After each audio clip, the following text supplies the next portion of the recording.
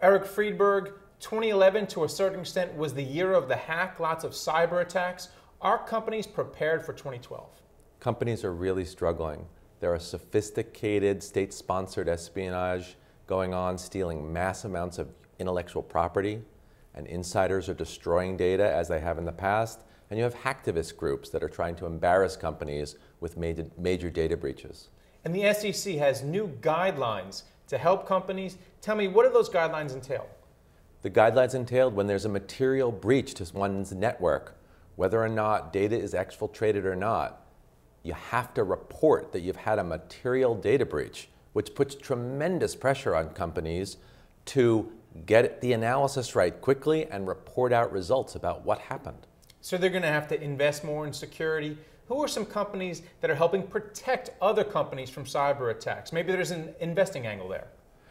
Well, most companies have enterprise antivirus like Symantec or McAfee or other kinds of products like that. These exploits that the attackers are using fly by that and infect these systems, and typically now investigation and the remediation have to happen through the use of professional services.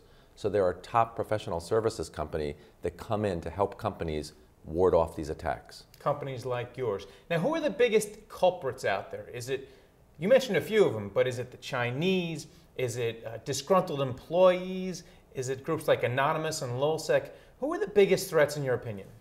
This year at Stroz Friedberg, what we've seen is an enormous uptick in state-sponsored espionage. Other countries sponsoring attacks on US companies to steal American intellectual property. There have been a fair amount of hacktivist attacks and insider attacks too, but really the state-sponsored attacks are primary. If there's one tip that you would give companies right now, what would it be? Don't open up strange emails or strange attachments. What would it be in your opinion?